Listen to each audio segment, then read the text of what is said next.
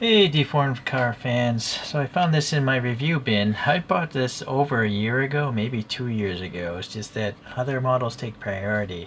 So today we have the World Tank Museum Defomation. It's by a brand called Kaiyodo. They do action figures and model kits and stuff like that. These are part of the JGSDF, the Japan Ground Self-Defense Forces, and they cost around 700 yen. I don't know when these came out. It says 3 different models. I don't know if they're just different colorways or 3 different molds made of ABS, PBS, and POM. I can't read any of that. I'm looking for a date. There's no date. I hate when toys don't tell you how old they are. Let's say number 2 there.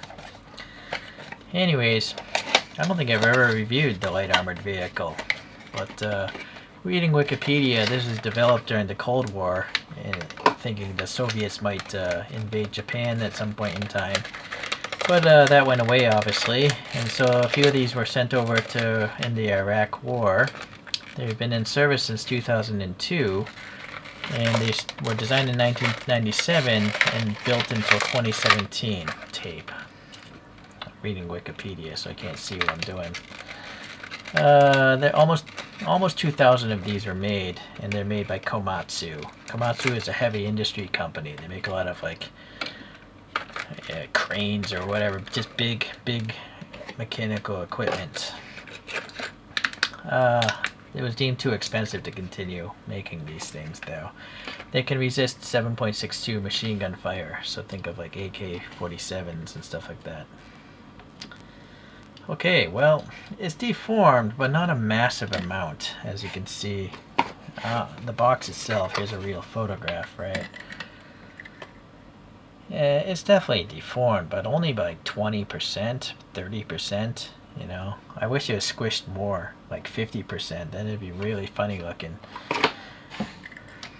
Alright, well anyways, it's made of plastic. The whole thing is quite light.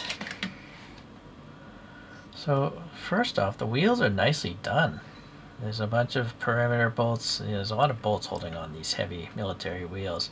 And then some other bolts here. I don't know what those would be, but there's some openings, but it's not fully hollow. The tires are nicely rounded. They are rubbery, and they do have some sort of tread pattern there. You can see there's a screw there. Oh, this is a pullback toy, like a ChoroQ.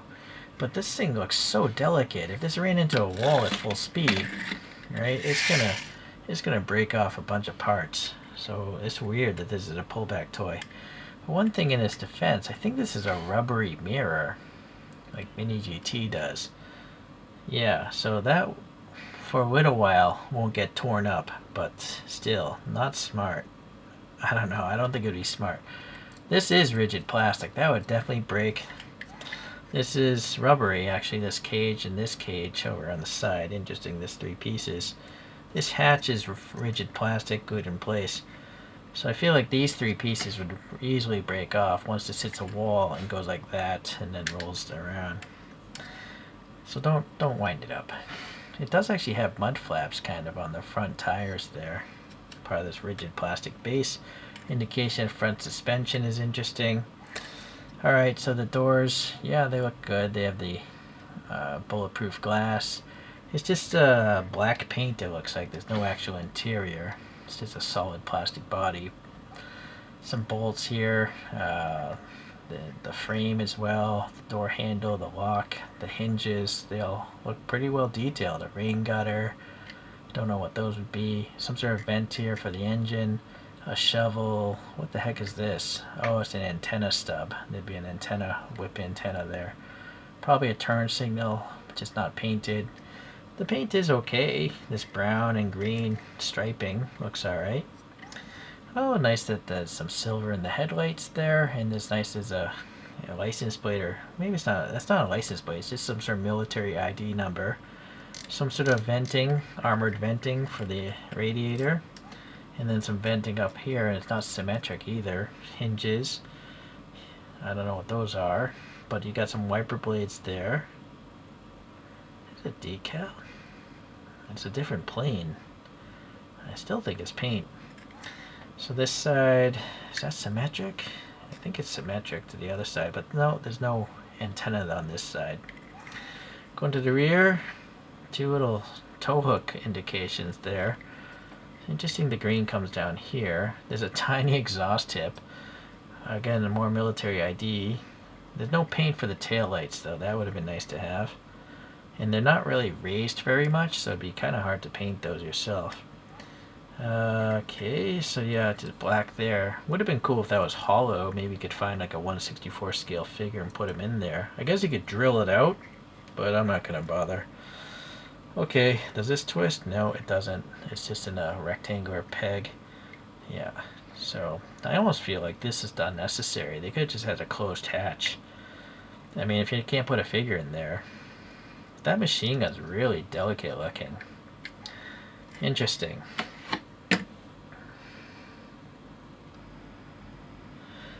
Alrighty, a few other armored vehicles. We have a Komatsu LAV, but this one is done by ChoroQ, so you can see the difference in the deformation and details. The ChoroQ is far less detailed compared to this version, right? But it does have painted taillights. I'll give them credit there. They saved money by not having the opening top, which I can understand. It does have some sort of logo on the front. It's got turn signals. I guess it's a different version of this, you know, maybe there's been some revisions in the LAV models. It's smaller as well. Here's a Type 82, also made by Komatsu. So that's a like, recon command vehicle.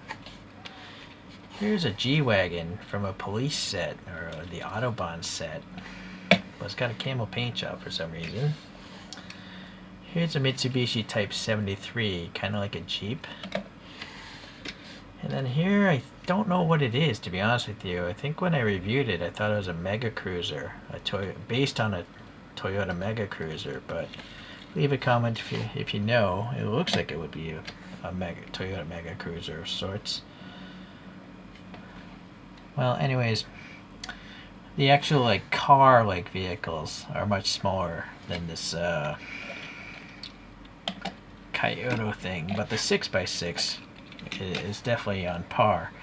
So I'd have to say scale-wise, you know, this is a bigger scale slightly, but it's definitely more detailed. I mean, ChoroQs don't have any tread. These have treads. The wheels are unique. These are kind of unique, but they're just kind of plain. And then you got the rubbery parts, right? You got mirrors and stuff, so I don't know. It makes me want to look up more of these things, but I think they're going to be expensive, because they're all out of print for a long time now. But you never know. We'll see what happens in the future. It might take 2 years for me to dig it out of the review bin, though. Thanks for watching today. We'll see ya.